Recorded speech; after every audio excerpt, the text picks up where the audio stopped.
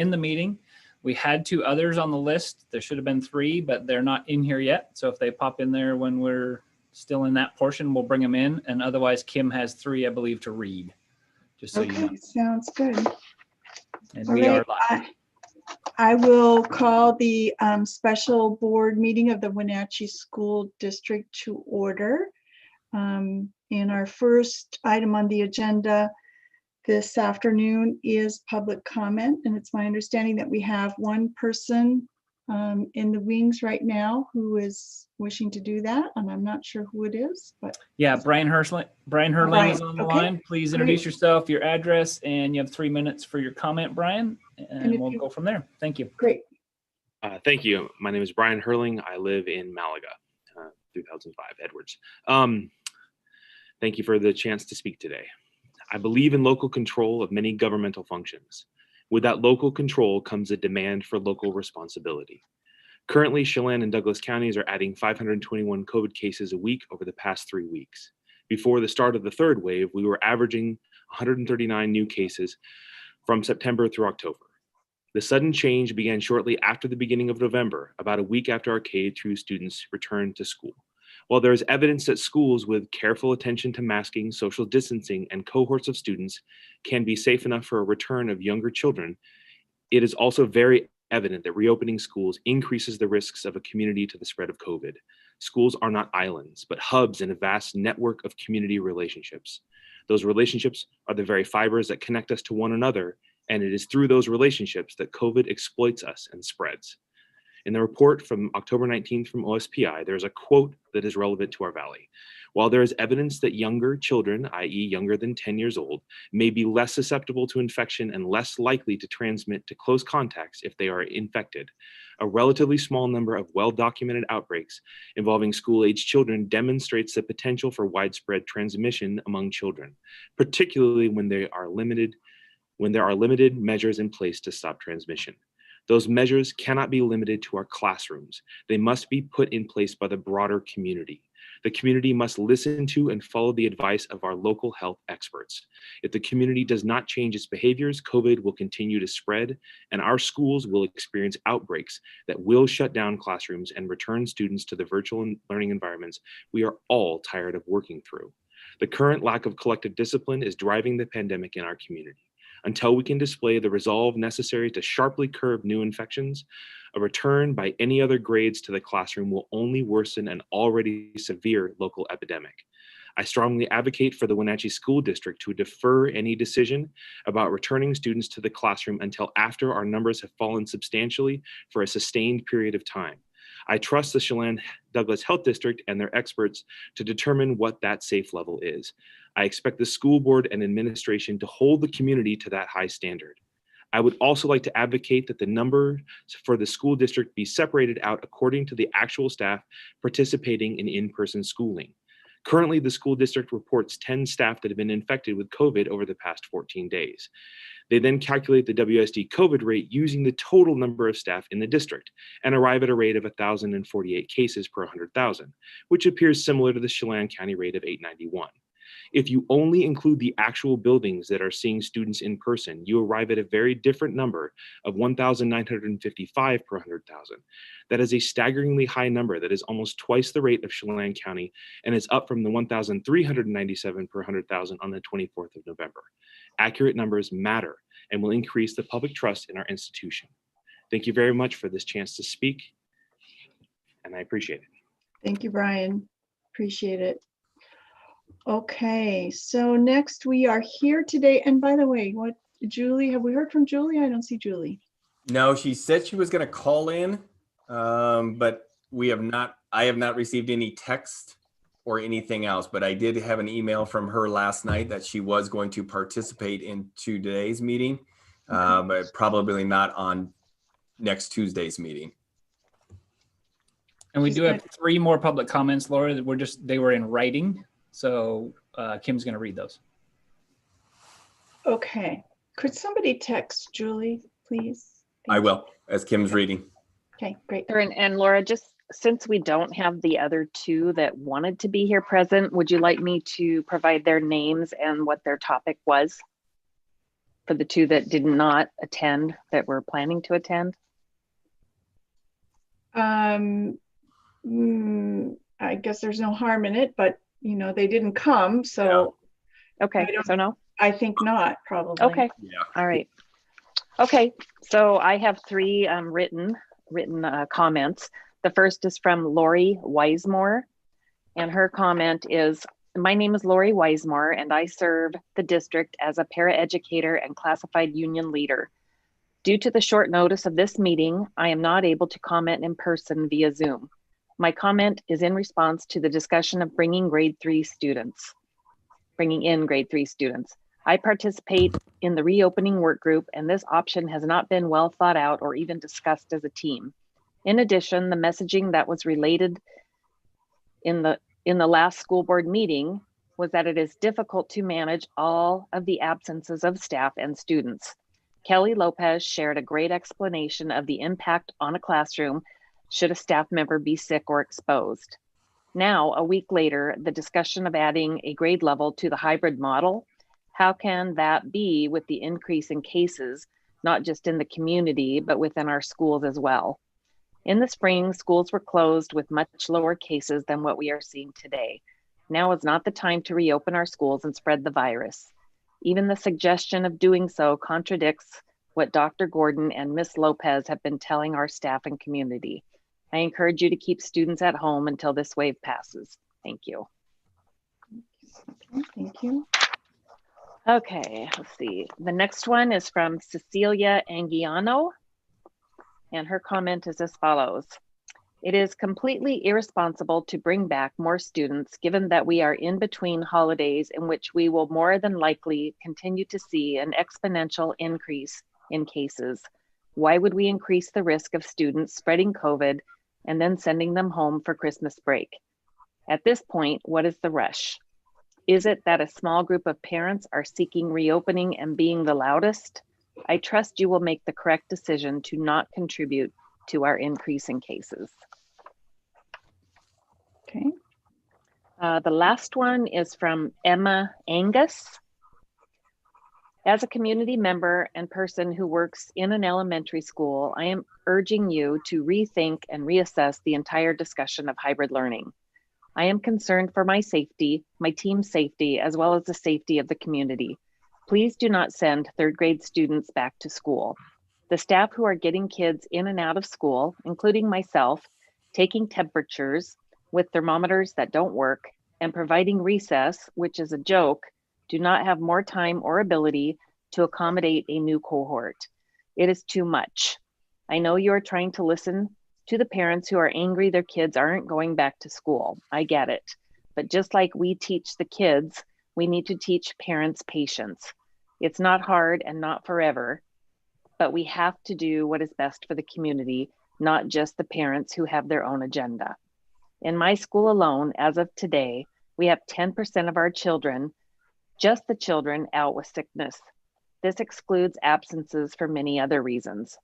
We do this percentage daily thanks to our amazing office staff. I am appalled at the blind eye the district has turned to these numbers. Look at the data, look at the trends. This is not going away. I want it gone too, but until we stay home, stay safe, and practice empathy and patience, it's not going anywhere. Take another look at the numbers. They don't lie. We need leaders who are courageous, which by definition means doing what is good and right, even when it is hard or scary. It seems to me we all need to practice the courage it takes to stand up to those who are trying to subject us to unsafe situations. And what happens over the holidays when data and numbers spike again? Will we continue to turn a blind eye? Please, for the sake of everyone in this community, keep our kids home, keep them safe. Please listen to those of us who are on the front line every day. We are the people you need to listen to.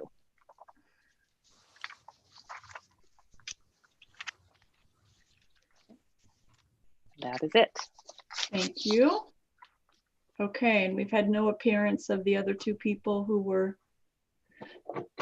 interested in speaking? Nope. All righty, thank you. And no word back from Julie? No, I sent her a text, but nothing back. Okay, great, thank you.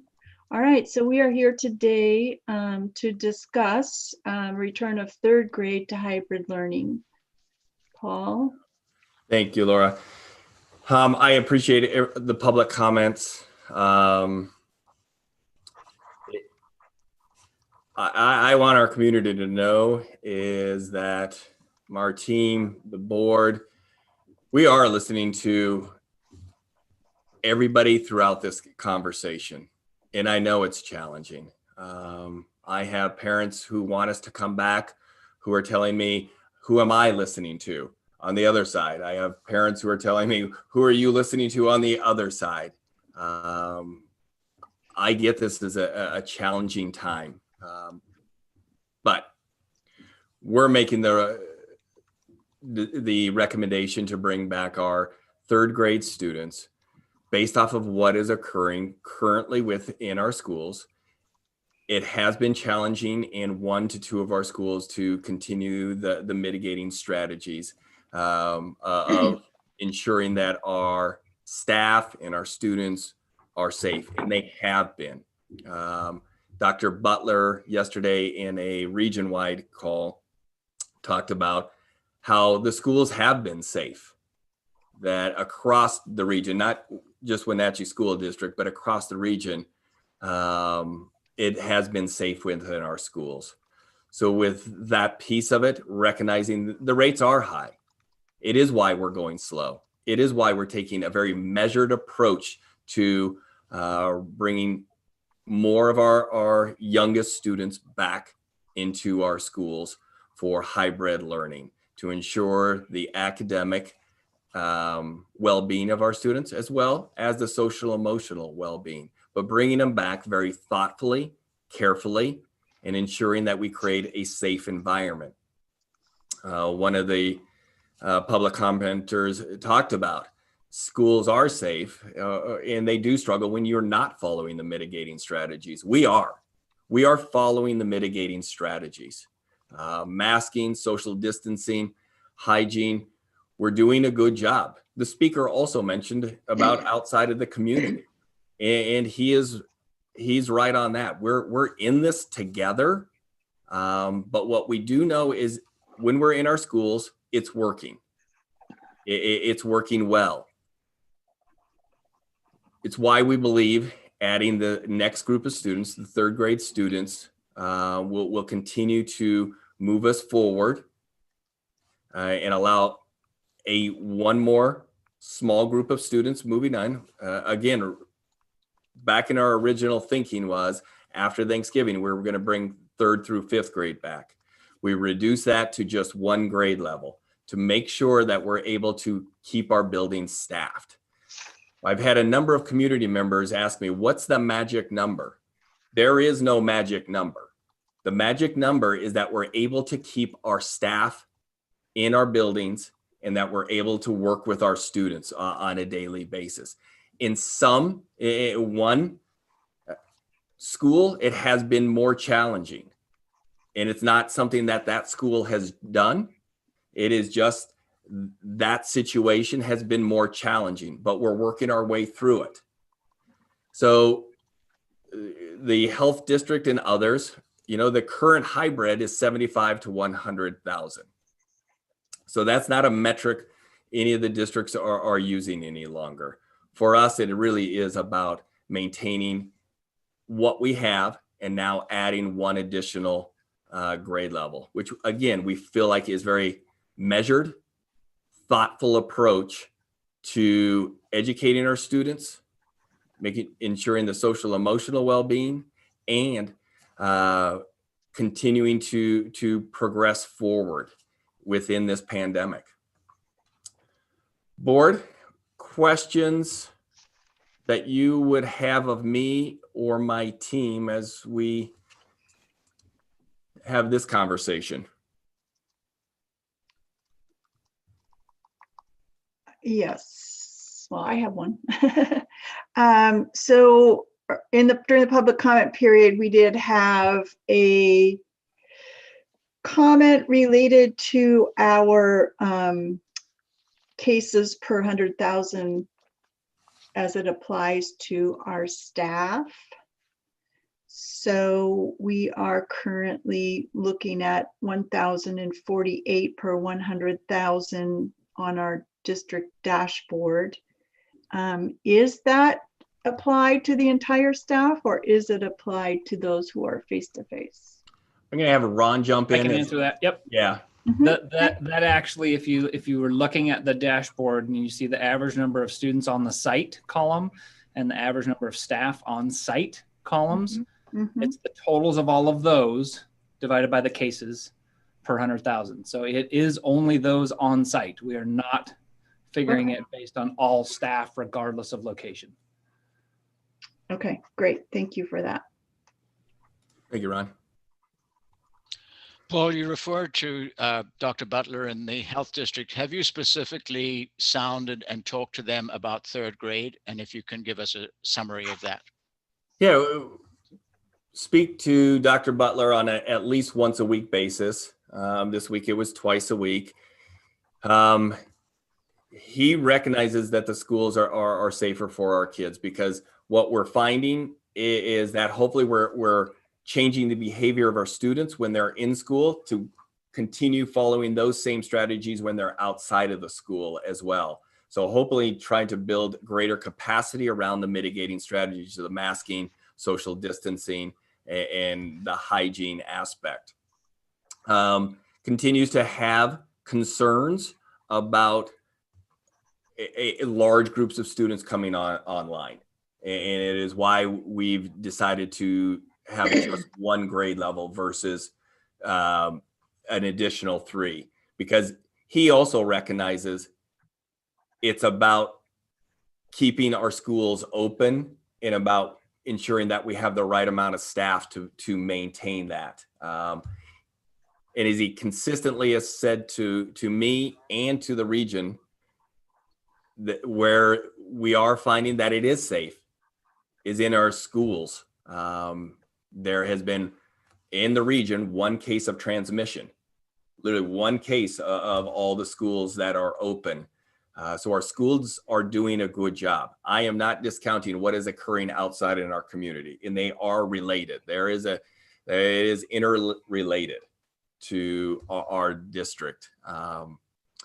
But it is trying to weigh those two aspects of where should we be. We're moving it forward on December 14th, give it a couple weeks removed from Thanksgiving. People would say, well, why would you bring kids in just for a week? It is literally to try to make sure that we get those routines, all those pieces down for our staff. As somebody else said, it does take time to create those new routines for staff, for our students, and adding roughly 50 students per school will increase that workload. Again, why we're choosing to go one grade level. But to your question, Martin, the Dr. Butler aspect, he believes that the schools are obviously safer than the general community in what's going on within our community. No, that's good. And actually, you half answered my second question, which was the tactical choice of the dates. And I guess I'm going to set up a soft target a little bit. To me, what's most critical is to move at a pace where we can keep adding and not go backwards. So I wonder if you could slightly enlarge on what you said about the choice of doing it a week ahead of time was for training, preparation, and learning, I guess. And how does that, could you explain why you think that would be superior to, say, the 4th of January? Yeah. One, it's generally about 7 to 10 days when you see the bigger spikes out of an occasion, this occasion being Thanksgiving, that we would see those spikes, and would still allow us, if the spike goes incredibly high, or if we have, by some odd case, something occurring within our schools, we'd still be able to pull back. So we feel like the 2 weeks from where we're at to December 14th gives us that time to learn what's happening within the community, learn how that 2 weeks is impacting our schools, and then give us that week with our students to get into the groove, And then when we come back, then we would reassess where we're going with the 4th and then the 5th grade. And then we'll talk a little bit more about that on Tuesday night. So Paul, I really appreciate that that we're taking this, and I know we've talked about going slow to go fast. I appreciate that we're looking at one grade level at a time at this point, given the extreme rise that we've seen in the community. I know we're hearing a lot from a lot of people on both sides, right? And so we wonder, are we going to make anyone happy? And we're probably not. But I really feel like our district, along with probably every other district in the state, is walking that tightrope as most communities are seeing their rates go up. So we don't have a playbook that's handed to us. Nobody's lived through the pandemic 100 years ago that's working with our district. So I think we're just doing the best that we can.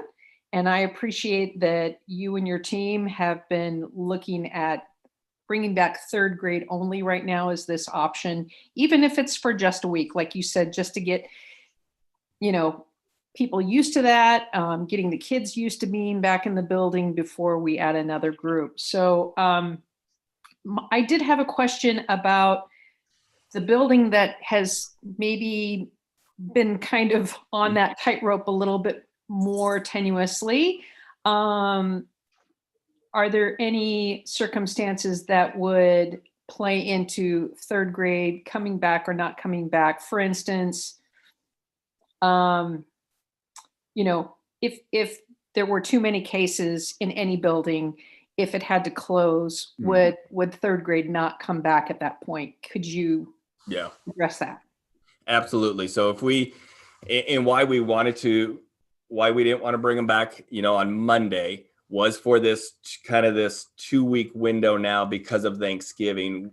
Will it impact our K through 2s or pre-K through 2s during this time?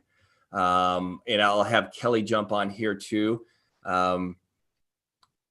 We do not believe by adding the 3rd grade, it would impact that one school additionally, because they are starting to bring back some of those staff members. Kelly? Yeah, I agree with that.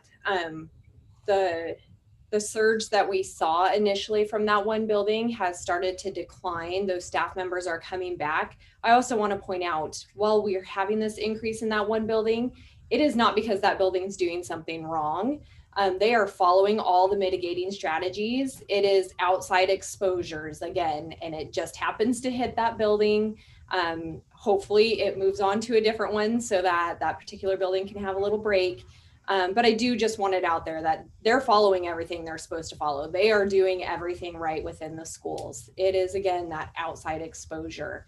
And to your point, Michelle, what would shut the building down essentially is if we have 2 connected cases within a classroom, within 2 classrooms, then we would be shutting down. It would impact everybody coming back to school in that building, but I don't think we would make the decision to not bring 3rd grade back system-wide because it's not happening system-wide.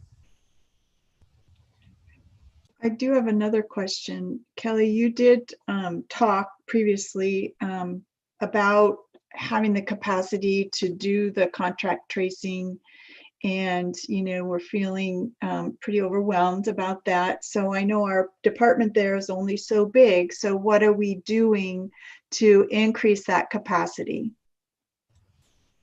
Yeah, we are looking at adding in a nurse to help with that. I would say it's getting easier to contact trace as our principals are getting a little bit more used to it. The information that we use to contact trace is really starting to sink in with people. And so the amount of contact tracing is reducing because people are following all the mitigating strategies, and then you don't have to keep calling people. But the principals are also really stepping in at this point to say, hey, I've already talked to the staff member. I asked them all these questions. And so they're helping out with that, along with our nurses who have been amazing. So we have a lot of people that are kind of stepping in to help with all that stuff. Very good. Thank you. Yeah, the capacity building is growing. I mean, where we were really relying just on Kelly, I mean, literally everything had to come to her. As she described, the capacity building of the principals and other staff members of understanding what Kelly would be asking or what the health district would be asking. They all know that information now. And I think through us taking a very honest approach to this and not cutting any corners, our staff knows that when Kelly, we will quarantine people. We will send people out. There is no questions asked. We're not cutting corners. She's asking the questions. She's getting the results. She's understanding, and so are our principals and others and our nurses.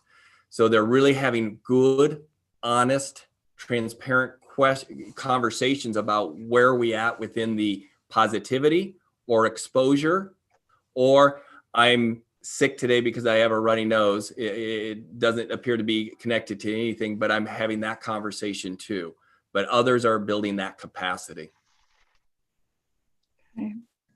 Oh, there was someone that asked, that made a comment about, I'm not quoting it exactly, but it appeared that somebody thought that adding third grade, like they didn't think that there was enough time to have that having been well thought out. I think it was something. Great. I'm glad you brought that up. So how are we addressing that with our staff to ensure that staff feel safe and staff know that we're trying to take the appropriate precautions? Because we know that if we don't have our staff that are safe and can teach and help, that, you know, it won't matter whether we're doing online or in person. If we have staff sick at home in bed, it's not going to matter. So. No, thank you for bringing that up. I wanted to address it. One of the things that we've been doing and that we had promised to the board was we were continuing to work on this to bring students back. Even when we called a pause a couple of weeks ago, we were continuing to work on it. We were continuing to make sure that we were ready for it. We were continuing to make sure that we were getting cohorting done through transportation, Jeanette and Kelly and the principals. We were doing all of those pieces. We continue to get better at our mitigating strategies. Another aspect to this was the survey that was just completed this past Monday, which indicated staff were more comfortable, and I'm not remembering the numbers, but they were high 70s to low 80s, and Kelly can help me overall, were comfortable in those first two categories. It was like a 4-point Likert scale, and the vast majority were in the first two of I'm comfortable or yeah, I'm comfortable-ish, but I'm in that category. So those were numbers that we also leaned into as well, that our staff, our parents, and our students, recognizing the students, it was not everybody, nor were all staff filled it out, but it was a high percentage of staff. And we had a good number of parents fill it out. But overall, in all three categories, those recipient groups were more comfortable coming back to us. Kelly, anything you would add to that? Okay. I'd like to see that data at our next meeting. Yes. But Maria, did you have something you wanted to? I do. So in regards to staff capacity, staffing at the buildings, so if staff needs to be quarantined or they're out sick, how is the district, how is the district handling the staffing piece? Because in my head, I'm thinking, I guess before I go further with the question, are kids if a staff member, if the teacher's out, are kids being sent back to remote? Is there, because I know we have sub shortages. We had them before COVID. So what's the process? Yeah, I would say, every situation we handle it a little bit differently. Sometimes we do shut down the class and everybody goes virtual. It just depends on the class, depends on the situation, and can we get a sub? And Do we have a high need in that building? Is it a high needs classroom? We do have cert subs that are on tap and they are filling those. And so then we'll get a qualified certificated sub in there that is comfortable with the building, that steps in and does a great job. We have our Palm specialists, our MTSS coaches, our ISs. So we have certificated staff within the buildings that are familiar with the buildings, and they are stepping in and filling those roles. Again, those are also roles that are only in elementary or primarily in elementary. And so that's why it makes it a little bit easier to move elementary along, why we can figure that out a little bit easier.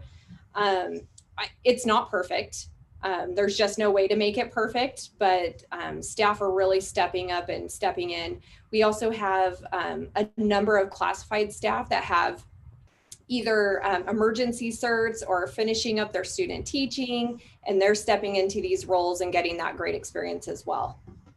Okay, thank you. My only concern is that, for obviously there's, every situation is different, but the back and forth remote learning in the classroom, the impact it has not only on the parent and the family, but mainly on the student. That's, I've shared this with Paul, when the 3-5 was stopped, there was tears in this house, and they weren't just coming from the child. So that emotional roller coaster is concerning. Again, it probably, there's situations where it's going to need to happen, but that's just a concern, from a parent's perspective. Yeah, I think the classes we've shut down and moved the students to remote has primarily been because of the exposure within the class, that we couldn't guarantee that the students weren't exposed. And so we felt it was safest to shut it down. Or if we felt that there was, okay, we've got a couple of kids in here, maybe they're not connected. It seems like they've got family exposure, but that's just coincidental. So we look at all the things going on and then make that determination. I think we've probably only had one classroom where we shut it down because we couldn't get somebody qualified in there, but everything else, if we've shut it down, there's been a need to shut it down. So we understand the back and forth for kids, for staff, for parents is really difficult. So that is a last resort or out of extreme caution. So my other question is, it's not really a question, I guess it's more to understand. So the conversations with Dr. The town hall meeting that they had, they were associating the increase due to Halloween in that time frame area. Knowing that Thanksgiving just passed, are they anticipating to see a bump in those numbers? Yeah. And does he still feel comfortable recommending, adding additional students? He's no longer in the recommending, approving business. He's in this is the situation we're in. You're in phase 2. This is superintendent board and cabinet conversations that you need to have. He paints the picture of what it is. And you're right. It is stark. And everybody has said that they are worried. There is that personal responsibility. I would also harken back to the community member who said that as well, or the public comment. There has to be a portion of our community who we all have to take this personal responsibility on this aspect. Superintendent included, and making some really tough decisions, family decisions about what are we doing and what are we not doing as a community that adds to it. Because what we know from our data, even if we just look at Chelan Douglas County, our schools are doing well. Now, is it perfect? Is it rainbows and sunshine everywhere? No, it's not. I'm not trying to paint that picture. I'm trying to paint the picture of it's challenging. I am sincerely appreciate every staff member who's doing the work that they're doing for our students. That's what we're trying to lead with, is making the best sound decisions for our students and our staff, our parents and our community, with a slow, measured return for hybrid in-person instruction. And it is challenging. I think what Kelly just said and what she said at the previous board meeting a week ago, every situation is unique. because every situation takes the phone calls and then the contact tracing to see where does this thing go and how long do people need to be out and how does this impact it. And I appreciate what Kelly said as well. It's why we're able to do this at the elementary right now, because we have a little more flexibility with our staff. We lose that flexibility at the secondary because it is occurring. The COVID is in our community. I am not trying to discount that at all. I know, 11-1's report from Chelan was 970 per 100,000. I am not trying to skirt around that issue. I know what we're doing in our schools is working. Again, measured, small group of students. And that's why we believe this is our good next step as we slowly think about it. And I'll go back to, if we find, and it really is around the staffing piece and the amount of COVID within our classrooms. If Kelly comes to me next week and said, Paul, based off of Thanksgiving or whatever it was, we're just seeing a huge amount within our schools, we will come back to the board and say, you know what, not at this time. And my last piece on this, I think we've proven over time to be very thoughtful and methodical about this process from the very beginning, way back in early August, all the way through. There's been nothing quick about what we've done. I think it has been in collaboration. We're listening to people. We try to hear everybody. But as Michelle alluded to, our job, the board, the superintendent, is to look after the 8,000 students, the roughly 1,200 employees, our parents, and our community. And I really feel like this is the good next step for where we're at. And always having the caveat that things may change, because that's the one thing that we know is the constant, is change in this pandemic.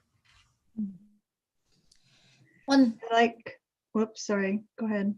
One more question in regards to the survey, the staff survey.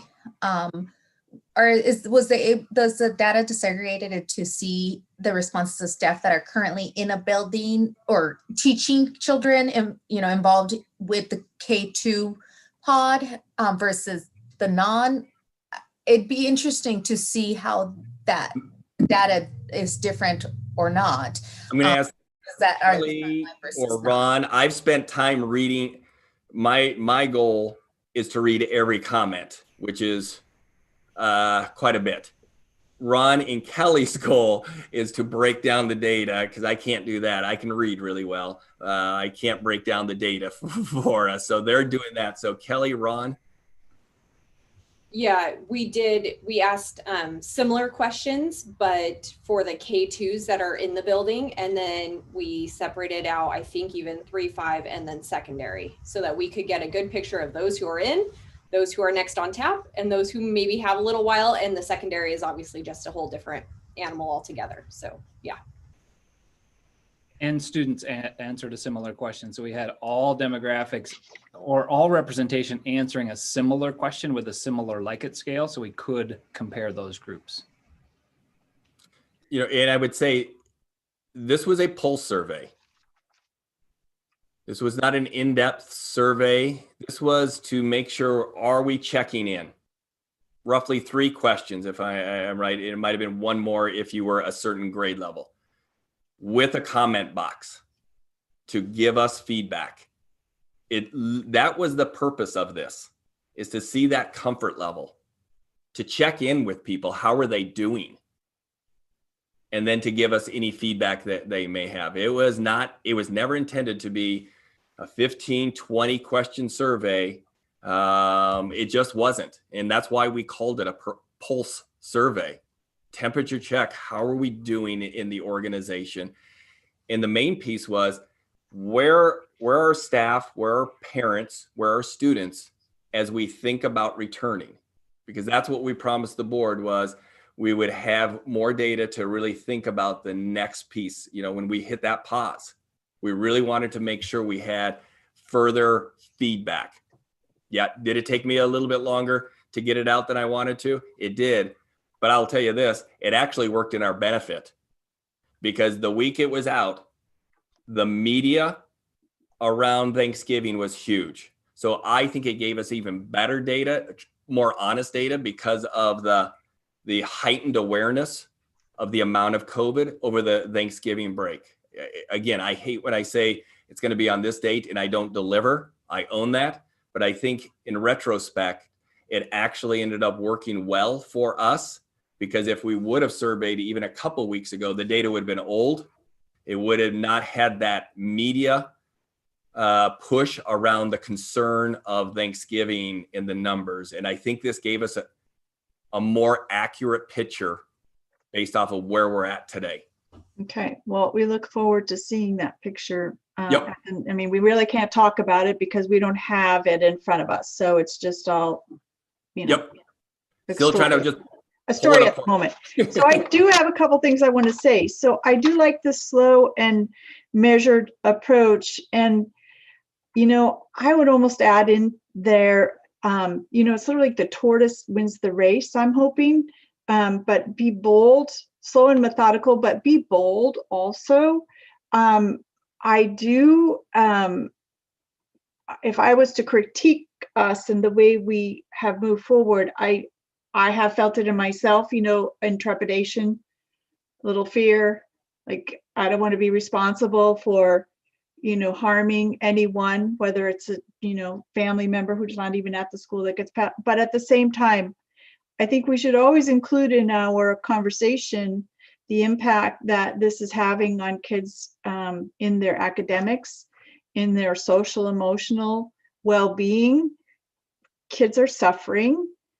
I don't think we could deny that. And I think we need to recognize it every single time we touch on this topic, because it's important that we keep that out there so that we remember to address it in one way or another.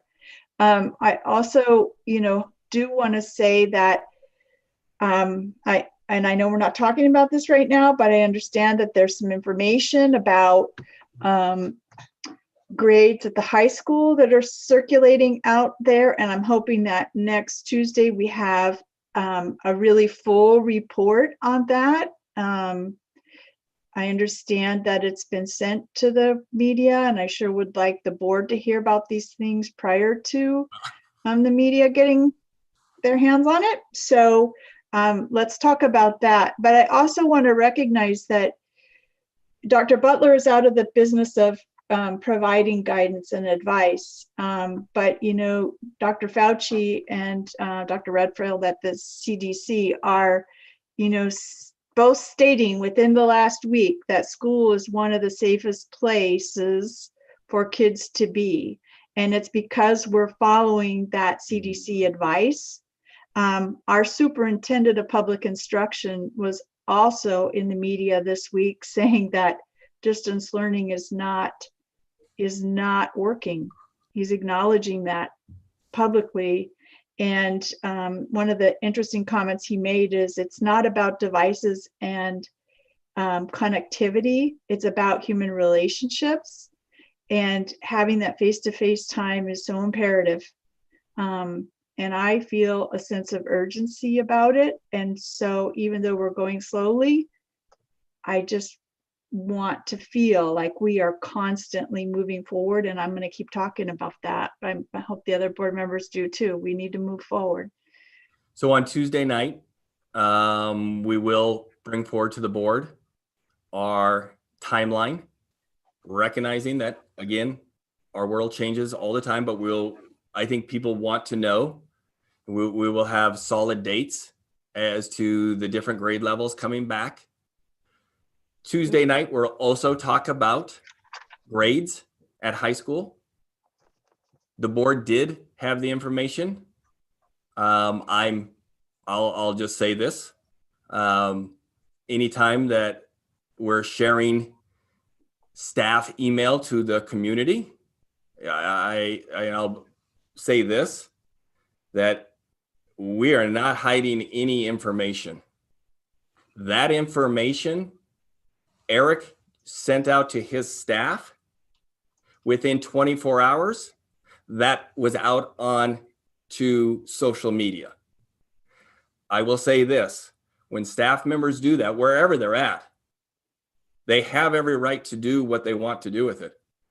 But it creates a chilling effect for others to have honest conversations within their schools. If I send something, will that end up on Facebook or wherever else it is?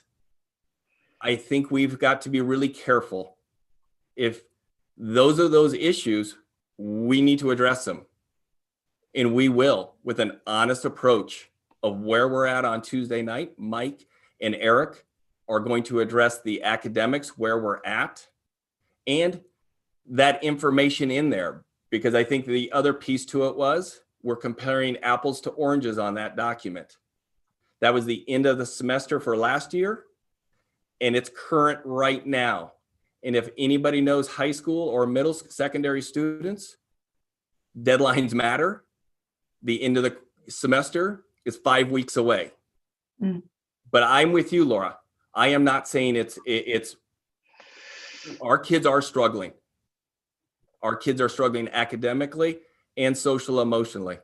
Mike will be addressing the work that schools are doing on the social emotional and what we're doing as a district, which I think the board would be really proud of the work that we're bringing forward for that as well. So yes, I want to be held accountable. I want us to be the most honest, transparent district there, but I also want to make sure that our staff have a moment to be able to think these things through. And that was the intent of Eric's email.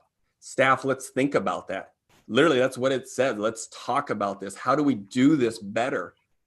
But they didn't have a moment to really talk about it. So Eric will be bringing that information forward to the board as to what they're doing. What's our current reality?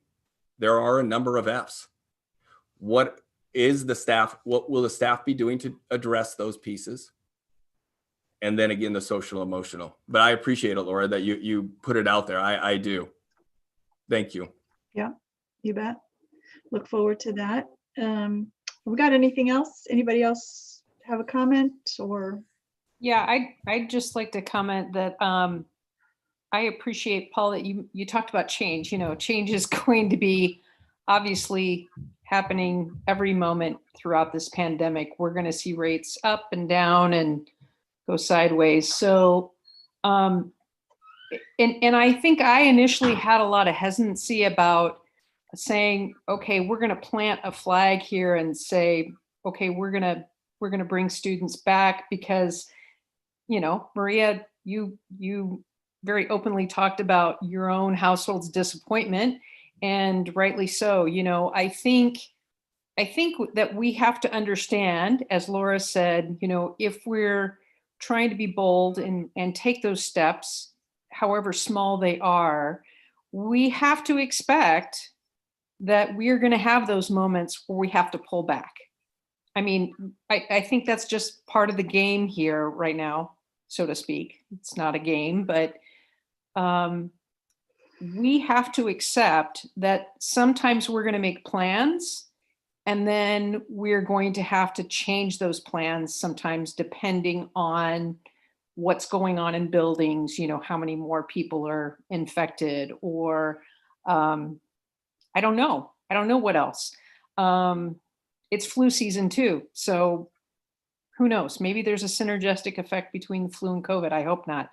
So I think I've learned that I have to be flexible in saying, yes, we can move forward, and there will be disappointment if we have to fall back, but that is part of what we're dealing with right now. And I'm willing to accept that. I'm willing to say, we're going to have some disappointment if we have to pull back. And, I think we have to be clear with that with the public to say, whether it's teachers, parents, students that want to get the kids back in the classroom, there are going to be those moments that we might have to pull back.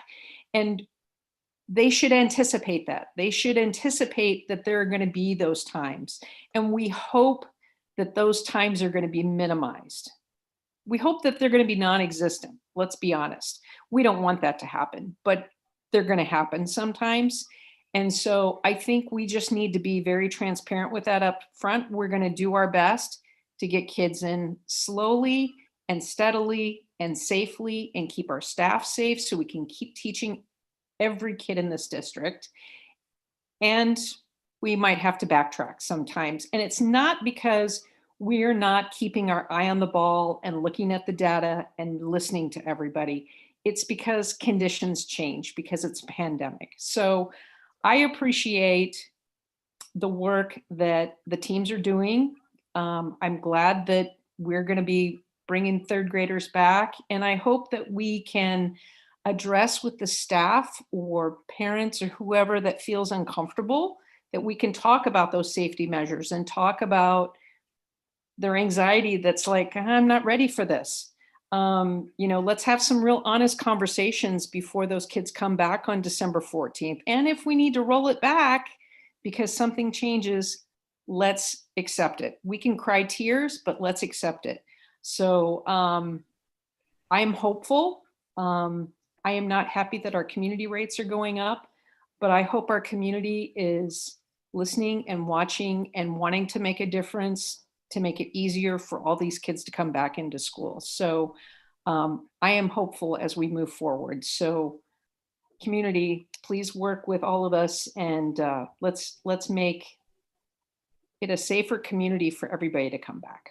Every student. Thank you. Thank you.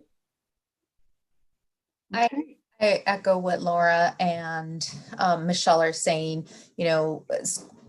There's evidence and there's proof that schools are a safe place for our students, but we also need to think about our teachers too and make sure that they are, that they feel comfortable, that we are, answering all the questions, taking that anxiety away with the data, with the accurate numbers.